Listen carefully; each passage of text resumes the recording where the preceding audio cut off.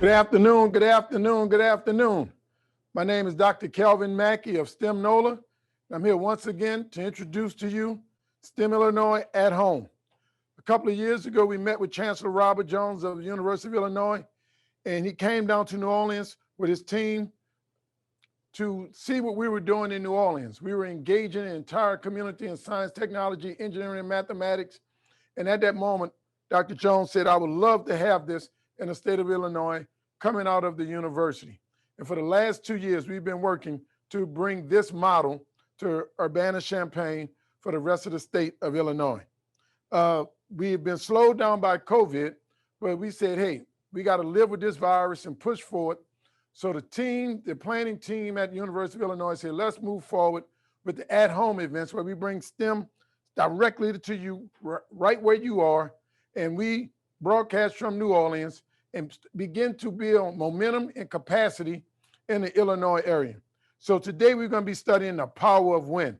And I'm really excited about the power of wind because the first time I saw windmills, I'll never forget, I was visiting the University of Illinois and I flew into Bloomington. And I'll never forget, we were coming down in an airplane. I was looking out over the cornfields and they looked like a bunch of scarecrows. And when I got on the interstate and came around this curve, literally I pulled over and started taking pictures because that was the first time I saw windmills. So believe it or not, right there in the state of Illinois, you all are on the cutting edge of alternative energy, leasing out farmland to build these windmills, to build turbine blades, to generate electricity, clean and petroleum free. So thank you for that. We started STEM NOLA 7.5 years ago to expose and inspire engaged communities in hands-on science, technology, engineering, and mathematics. I have 2 sons. And one day my son came home and said, Daddy, I don't like science anymore. And I said, boy, that is impossible. So he said, the teacher just talked to the board. And as an engineer, I said, you know what? I have to teach you basic phenomena. I have to teach you the way things work so that when you get into the classroom, this stuff can come to life for you. And we went in the garage and we started doing all these hands-on experiments. Kids began to come over from all over the neighborhood. Before you know it, I had 20 kids in the garage. And since we took it out the garage and brought it to a recreation facility in New Orleans, in the last 7.5 years, we've engaged over 70,000 K-12 students, over 1,500 college students that we hire as college interns, and over another 1,000 STEM professionals that volunteer and give presentation and demonstration to the students about the work that they do. And we call that vertical mentoring. So at any given time, our young people, our scholars can see themselves as any place in life. Now, we believe in the 21st century, our children are only going to have 1 or 3 options. Young people, either you're going to break something, take something, and or make something. And if you don't get the skills and the education and the motivation to make something, like make a living, make a life, make a difference, that's only going to leave you with the 2 options that we see on the news every night, and we don't want that for you. In the 21st century, we're either training ourselves from the neck up or we're training ourselves from the neck down. Now, if you're training yourself from the neck down, your competition is the automatic machine. And I spent all day, I'm writing an article for Forbes magazine about how robots are coming for white collar jobs too. Many of us think that automation and robots disrupting jobs are only for blue collar people driving trucks, people driving tractors, people working with their hands. But there's something called rapid automation technology that's really displacing white collar workers too, like lawyers and accountants, stock brokers and traders. You now can trade online where you just have to call somebody. Automation is doing that. So automation will impact all industries, all professions. As a matter of fact, COVID sped up, accelerated the conversion to automation for a lot of companies. For example, I have this robot right here in front of me. This is a humanoid. This humanoid is made by UBTech Robotics, one of the largest commercial robotic builders in America, and this is Alpha. And Alpha can do all type of physical motion that we do. For example, Alpha can even do push-ups.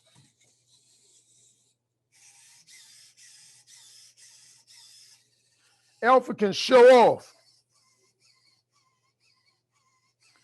And like when I get off my Peloton, Alpha takes her time getting up. And if you think you're gonna go out and set the world on fire and be the next Bruno Mars or Beyonce, and you make it big and entertainment dancing, or you're gonna be the next cheerleader, or you're gonna be the next break dancer, whatever you all doing right now, Alpha coming for you too. Go Alpha. These are called servo motors. And each one of these motors, we can program specific actions to mimic human action. So this is how we get this type of motion from Alpha. Go Alpha. And you can do this. I know Mr. Patterson is watching, but we take two of these robots, like when we were kids, we used to have rock'em sock'em robots, and we can fight these two robots. But this is Alpha, doing all the physical motion that, most of the physical motion that we can do.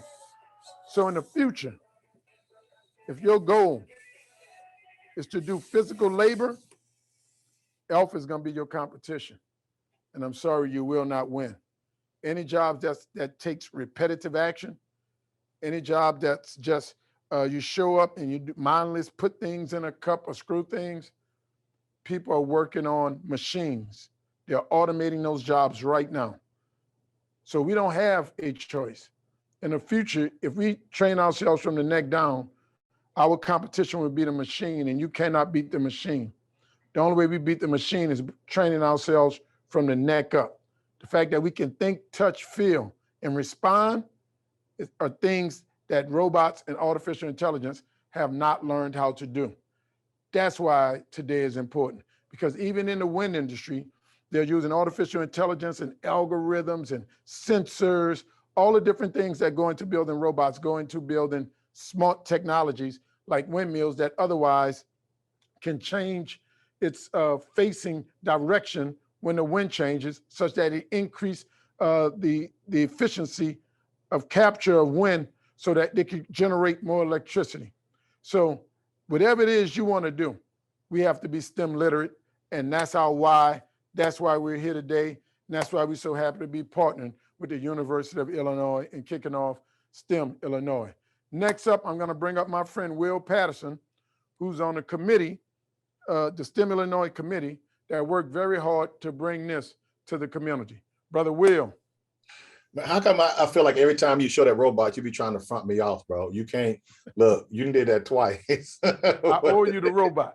Yeah, you do owe me a robot, bro. Good afternoon, everybody. It's so good to see you, Dr. Mackey. And of course, our family down in New Orleans and of course throughout the state. And shout out to Dr. Jones and Dr. Ward for making this a reality here in Champaign-Urbana. It's definitely one of these pieces where you have such tremendous resources here at the U of I.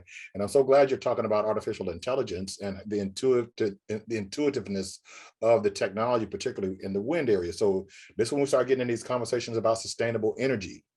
And so, as you know, we have the Hip Hop Express Double Dutch Boom Bus, and we're building that. And as part of that, we have got some funding from the Sustainable Energy Committee here on campus to put power grids on the bus to run some of the equipment that you talked about in terms of some of the young people, in terms of singing and dancing and different things like that. And again, we usually utilize music just as an entry point so we can get students to begin investigating wind, thinking about wind power in terms of a number of different things in terms of homes, different power sources for automobiles and other devices that we do not think about. But these are the things that in terms of this whole ecosystem that the STEM Global Initiative has put together for the University of Illinois. It prepares our young people with a greater advantage to be prepared in a society that's forever becoming more technical. So again, Dr. Mackey, the STEM Illinois family, shout out to Candace Turner, Dr. Carolyn Randolph, Dr. Ruby Mendenhall, Paul Redmond. That's the whole team that makes this a reality. And so on our end, we just thank y'all, and we'll continue to build this great initiative of ours called STEM Illinois. Back to you, Dr. Mackey. Great. Thank you, Will. I can't wait till we get over this COVID so we can come back together and I can visit and we can begin to do this on the ground. I can't wait to come to your your community. Yes. Now, we said that, at STEM Nola, we're building a high functioning STEM community. And the beauty of partnering with a university is that in our high functioning STEM community, we focus on K-12 scholars. We surround those scholars with college students. So when we come to Illinois, it's going to be imperative that we get the college students engaged, and we pay the college students to go out into the community and engage the young people. And then we surround those students with STEM professionals, and we call that vertical mentoring. So at any place, young people, in life, you can see yourself. You get to meet a doctor, or you get to meet a doctor in engineering, you get to meet Dr. Patterson, you get to meet engineers, you get to meet college students. Like today, we have a college student presenting to you. But next up, we have a professional. One of my friends, Ryan Pitzer, who's a manufacturing engineer from Boeing. We partner a lot with Boeing because Boeing is building the largest rocket, or the most powerful rocket in the world, right here in New Orleans, called a Space Launch System with Lockheed and NASA to send us to the moon and to hopefully Mars. Ryan. My name is Ryan Pitzer. I'm a manufacturing engineer for Boeing. I work on the SLS core stage at the NASA Michoud Assembly Facility in New Orleans East. I got my undergraduate degree from Washington State University, and now I'm getting my master's from the University of Southern California. And so today we're going to be talking about wind, but because I love rockets and it's what I know best, I wanted to share with you how rockets are affected by wind. So I've got a picture up here of the space launch system that we're building, and I've got it so that it's in flight. We've got the rockets are firing on the aft end or the bottom end of the rocket, and that's creating thrust in the forward direction and pushing the rocket forward. And I know you've talked about it before, but rockets work using Newton's third law. And this is where the rocket is propelled forward because we are propelling the gases backwards. And so here on the screen, we have the rocket in flight. But today we're talking about wind. So who thinks they might know how wind will affect a rocket? Did you say that it might try to blow it off course? This is something we have to account for. So we've got wind here coming in from the side of the screen, and we have to consider how that's going to affect our rocket. So let's think about something a little easier, something maybe we've all played with before. Kites. So if you have a small kite with a small surface area and a large kite with a large surface area, and they're both in the same wind, which one do you think is going to pull harder on your string? Take a second to think about it. You say the big kite? Right, because it has a larger surface area, it has a larger coefficient of drag, and it has a larger drag force. So we have the force of the wind blowing the rocket this way. So now let's think about it back in context of the rocket. We have a larger force on the bottom of the rocket, signified by the larger arrow, because we have a larger surface area. And at the top of the rocket, it gets a little bit smaller. The diameter gets a little bit smaller. So we have a smaller arrow because the surface area is smaller and we don't have quite as much force coming from the wind. And so I've broken these down, and you can see here in the middle, I have the center of mass. And I have the small force on the top of the center of mass and the big force on the bottom of the center of mass. And we're going to talk about why that's important in a little bit. So now we have to think about how these two forces are going to affect our rocket, right? Because we want it to fly straight up, and now the wind's pushing it sideways. So let's think about this as something we all know. And getting any ideas? Maybe a teeter-totter? So if this rocket was a teeter-totter and we had a small force on the left-hand side and a large force on the right-hand side, what's going to happen to our rocket? Just like a teeter-totter, the side with the larger force is going to go down and the side with the smaller force will go up. So when we're flying our rocket, it's going to do the same thing. Side with the small force is going to go up, side with the larger force is going to go down. Now let's turn this back on its side and let's look at how that's going to affect this. Okay, so we want our rocket to fly straight. Now it's flying at an angle. So let's think about how we can make it fly straight again. In a rocket, we only have one direction of thrust, right? Whichever way the engines are pointing is the direction we thrust. So let's change the direction of thrust. This is called gimbaling the engines. So we're going to point the engines a little bit into the wind, and that will create a force into the wind. So let's break this force down into the force that's going up and the force that's going into the wind.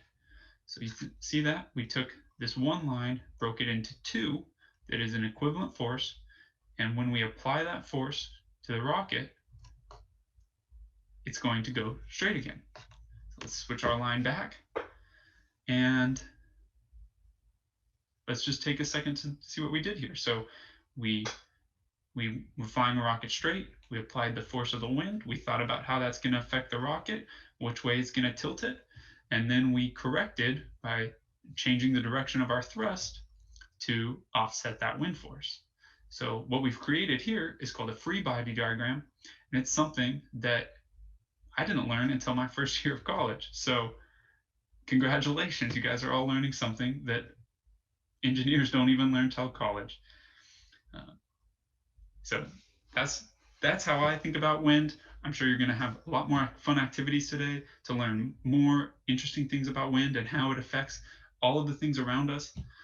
Thank you so much for having me today, and I look forward to next time. Bye, Nola. Hey, thank you, Ryan. You got me there, man. When you introduced the free body diagram, that took me all the way back to college. Young people, that's what we're talking about, right? When you have basic understanding and you've been introduced to things, when people bring up equations and theory, you're better prepared to deal with it. If you can understand the power of wind and how the forces of wind impact our lives, like on airplanes, like on rockets, how the power of wind and the movement of the air play a role in the pandemic, then you can have these type of conversations even with people with many degrees who studied engineering and science, because guess what? It doesn't change. It's always the same. So I'm going to bring up next our college intern. Our college intern is Demarco Smith. Demarco Smith is pursuing a BS in chemistry at Xavier University here in New Orleans, and I'm going to get it right. And he's going to be a dual degree student. He's on his way after he finished his first degree at Xavier to Louisiana State University, LSU, to major in chemical engineering. And I just want to say something about that because I was a dual degree student. I went to Morehouse College where I got a degree in mathematics. And then I left Morehouse College in Atlanta and went across the street to Georgia Tech. And I got a BS, MS, and PhD in mechanical engineering at Georgia Tech. I got 4 STEM degrees in 11 years after starting college in remedial reading, developmental mathematics. Young people, I say that to say it's not where you start, but where you finish. And if you're willing to put in the work, you can accomplish anything. Demarco Smith, working on his chemistry degree and his chemical engineering degree.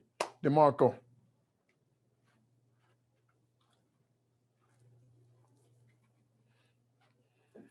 Hey guys, I'm Demarco Smith, as he said. I go to Xavier. My major is chemistry and chemical engineering.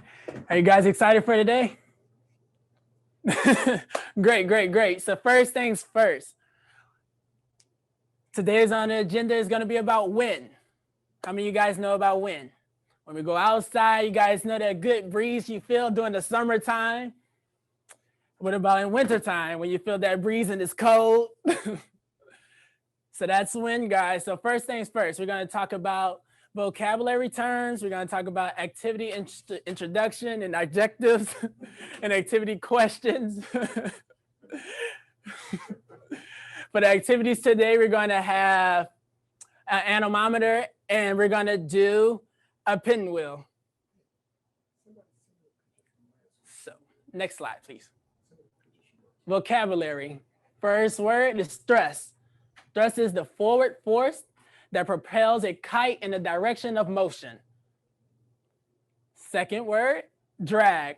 Drag is an aerodynamic force caused by air/wind that goes against the motion of an object. Next, Newton's third law of motion. Newton's third law of motion states that every force/action has an equal and opposite reaction. Last but not least is wind energy. Wind energy is the process by which wind is used to produce electricity. For instance, how many of you guys know about windmills? Windmills, as you guys see, windmills are natural, it produces natural energy and renewable energy for us. Next slide. So our objectives for today, you will understand the meaning of the terms thrust, drag, Newton's third law of motion, and wind energy, and apply them to the project correctly. You will create a paper pinwheel and an anemometer. First thing, what are we experiencing today? What are we experiencing with today? Rockets, wind, buoyancy, and density. Anybody? The answer is wind. That's correct, guys. You guys got it all right. Next question. Questions of the day. First question. What type of energy is wind energy? So remember, guys, keep these questions in mind. What type of energy is wind energy? Second question. What is Newton's third law of motion? And the last question. What shape is best to capture the wind? So our activity today, the first activity is going to be a paper pinwheel. So guys, as you guys see, this is our paper pinwheel right here. So while you guys go gather your materials, I'm going to read the science behind it. So engineers designed wind turbines to produce electricity from the force of wind. Natural forces like sun, wind, rivers, and organic matter are considered renewable resources and can be used to create energy. Turbines resemble pinwheels, but a turbine has several other parts such as gears, generators, and brakes. For instance, as you guys see the pinwheel here, this is our wind turbine in the instance. As you guys see, it will turn a little bit, but you gotta give it a little looser. Well, hopefully the one I make be a little better. And the science behind it, most pinwheels have blades arranged so that when the wind blows straight to them, it spins clockwise. So how many of you guys know what clockwise is? Is it this direction? Is it this direction? It's this direction, guys, clockwise. This is because blades cups are also made that oncoming air is captured and pushed the blades in this direction. When wind is blown into the cups, the pinwheel spins well. So as you guys know the science behind it, the blades spin clockwise, right? Clockwise or counterclockwise? This way or this way? Clockwise. Perfect. Oh, so if you guys see, if it's a mirror image, so if it's gonna look like this, if I do it, yeah. So you guys ready for the activities today?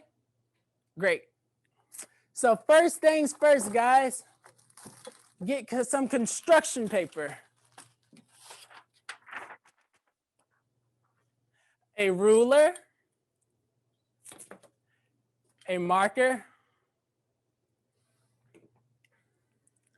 and last but not least, a pencil and a push pin. Also can be a thumbtack. So first thing first, guys, I need you guys to measure out your piece of paper. It got to be 8 by 8. So 8 by 8. You guys want to use this camera ahead?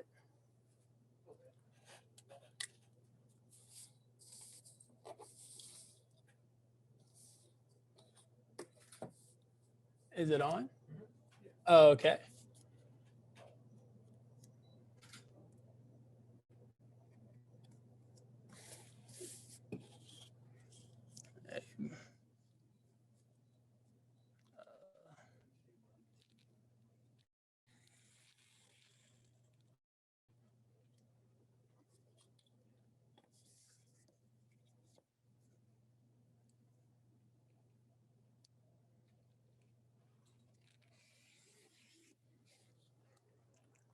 So once you make it 8 by 8, then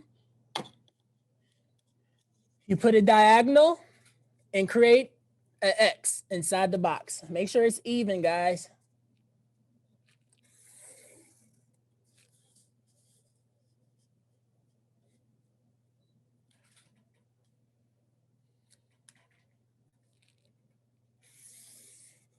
Try to make it as even as possible. Okay, so another thing. So we're gonna start by putting the dot in this triangle, and then we're gonna go over and skip this spot, and then go down and put a mark here. Then we go down and skip, and then we're gonna put another mark. Then skip, then put another mark. So once that is finished, yeah, we're gonna cut it out.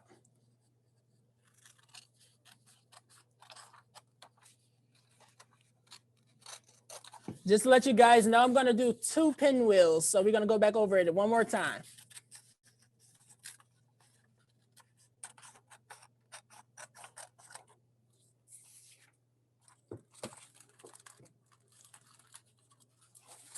So this time we're gonna do a different color. Remember guys, 8 by 8.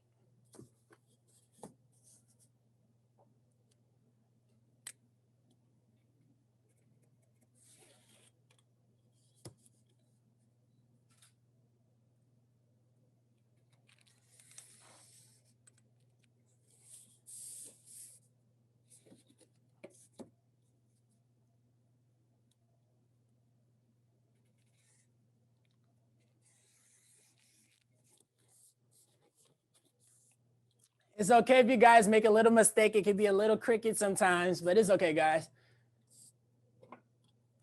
Remember, go diagonal.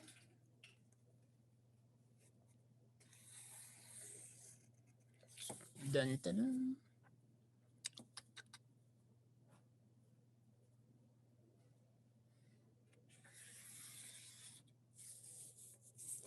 And remember, we're gonna start right here, and then we're gonna skip a space, then go down. Then skip a space, then go over. Then skip a space, and then go up. After that, we cut it out.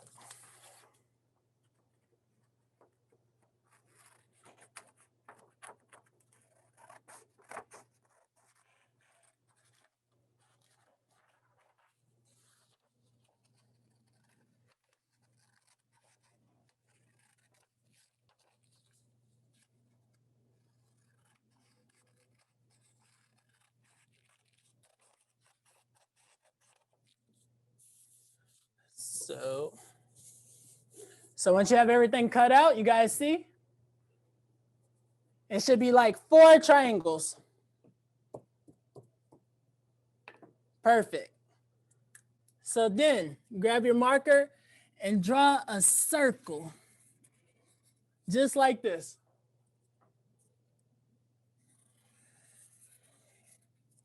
So the circle, the reason we draw the circle, so that when we cut down the lines, we're gonna stop. We're just telling us where to stop at. So next, grab your scissors and cut along the line. Remember, stop at the circle.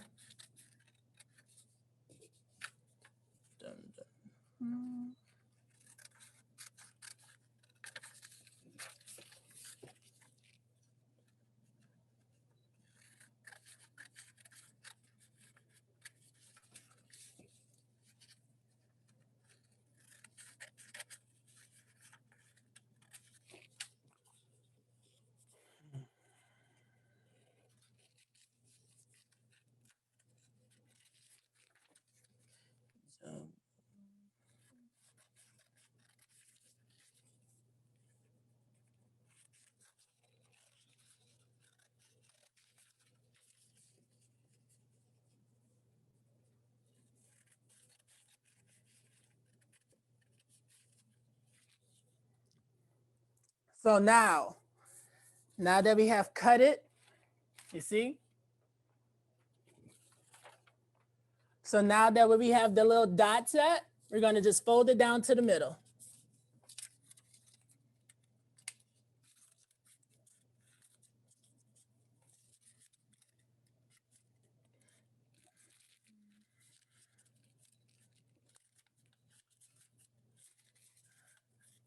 Let's see.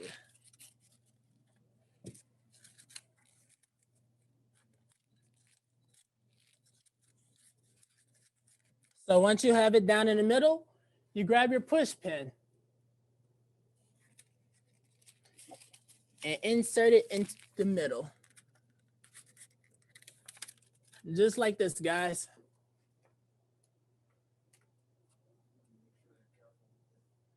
Be really careful, guys, because you can stab yourself, so be aware. Take your time.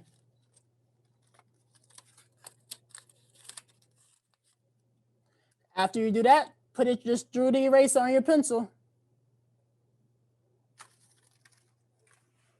Voila.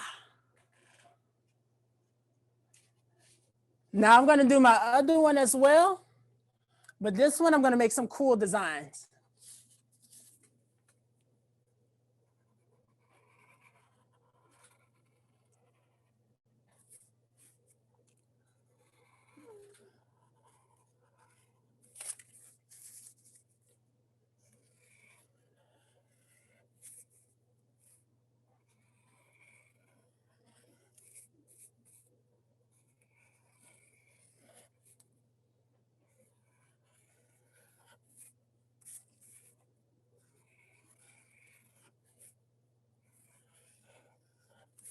So check it out. I'm gonna add some more. Let's see. Let's add a couple of extra lines.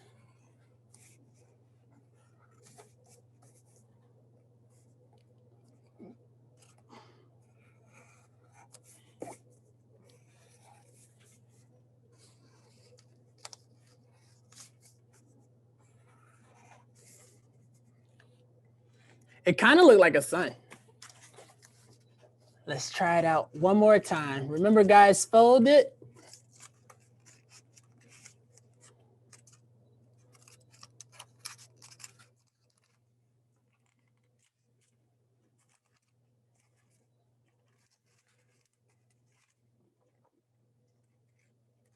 Remember, be really careful with the safety pin, or the push pin.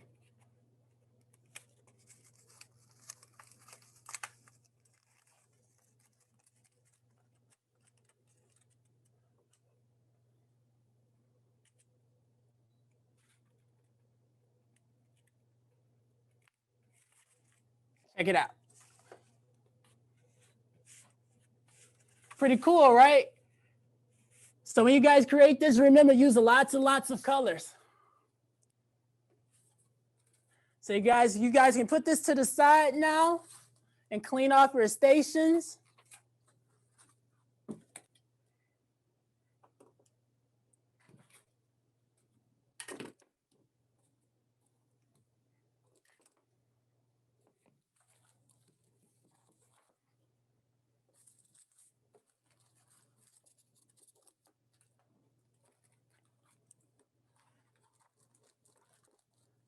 So the next experiment is going to be an anemometer. Next slide, please.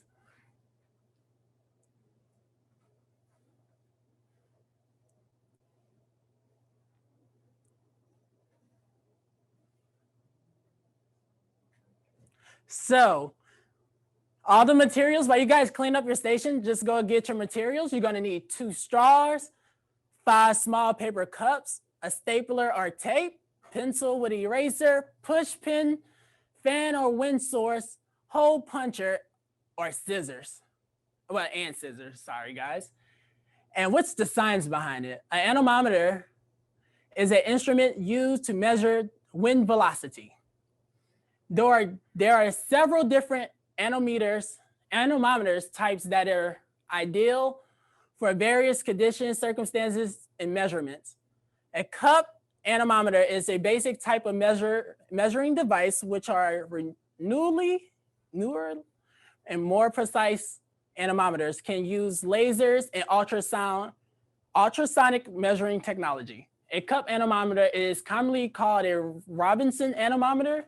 It is used cup-like shapes to capture the wind, which will cause it to be able to spin. So guys, you guys ready to get started? Great. So first things first, grab all of your cups. Can we use this camera? So you're gonna need 5 cups.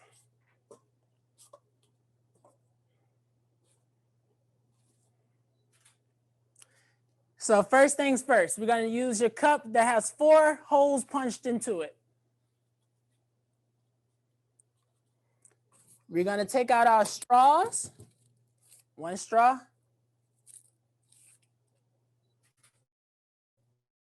And we're gonna put it through. Just like this.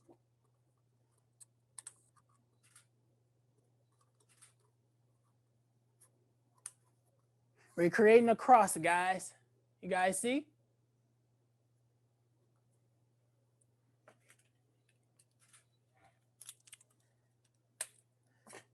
Next things next. Gonna grab 1 cup. Make sure it at least has 1 hole. All you need is 1 hole, okay, guys? And you can insert it through the straw.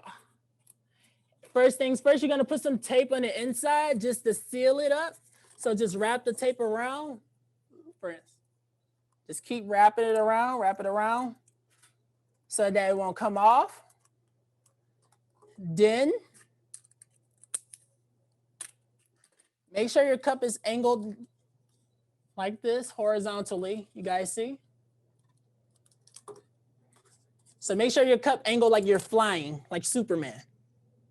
And you're gonna put a piece of tape right there on the straw in the cup, just like this. So it should look like this.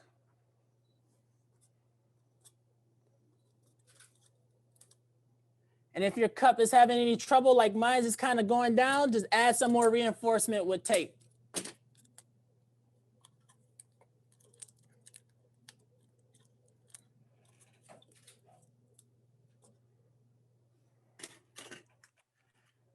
So now our next step is to do the same thing for all the other sides.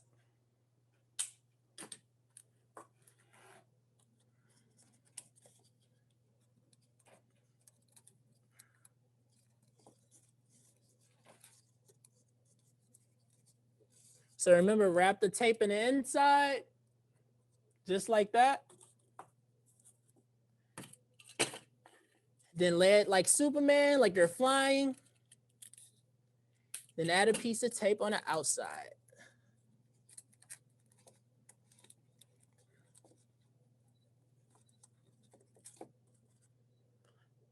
Perfect, you guys see? And make sure the cups is following each other like it's a parade.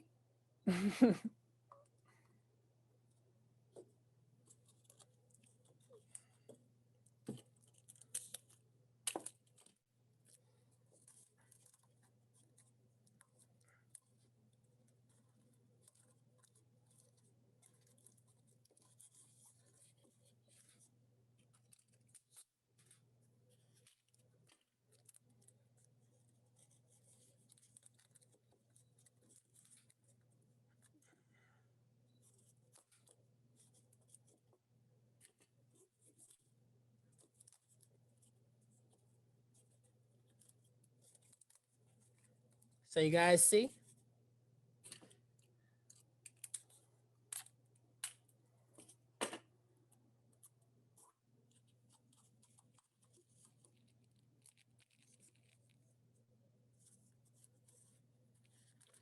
So now we're on the last cup. Let's see.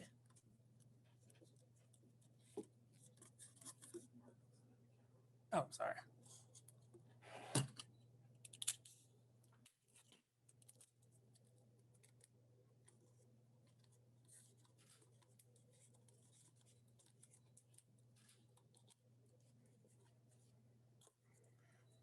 Perfect. Now try to push the straws and make them as even as possible.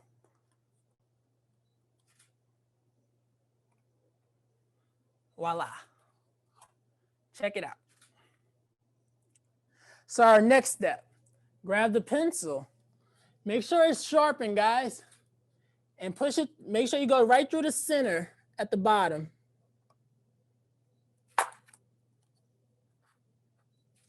Once you create the hole, turn the pencil over to the eraser part and stick it through. As you guys can see, the pencil and the straw is gonna meet up. Once you meet up with it, be very careful again. You're gonna need your push pin. And you're gonna insert it through the two straws where they intersect and put it inside the eraser. Let's see.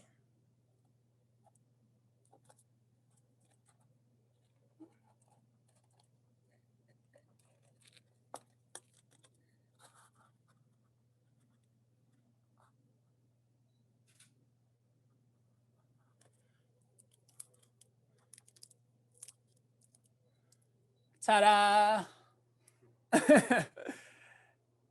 And now we're done, guys. Check it out.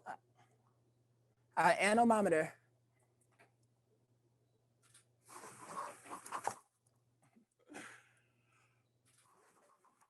So guys, when you hold it, try to hold it, make sure your hands are relaxed, and then just blow.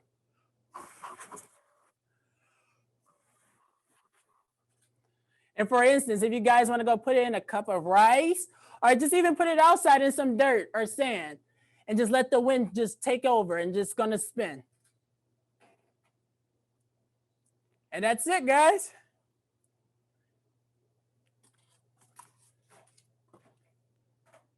So any questions so far, guys? So remember the questions of the day I told you guys keep in mind? First question, what type of energy is wind energy?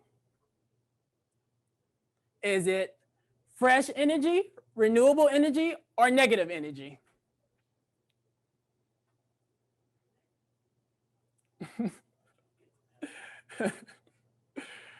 Anybody?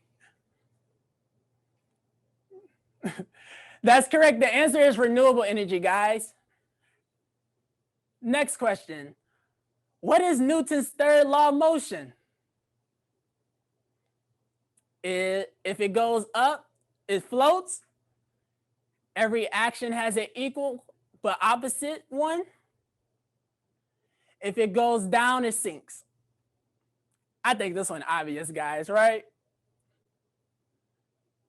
The answer is every action has an equal but opposite one.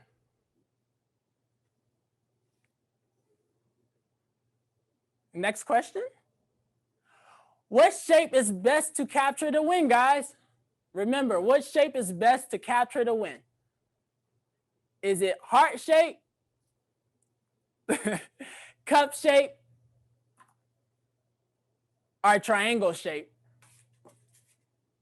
Remember, which shape is best to capture the wind? Keyword, guys, capture.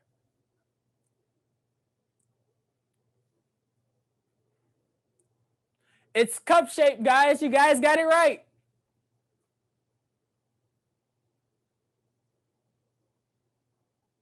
So any questions so far, guys? Okay, thank you guys so much. Please remember to send us pictures.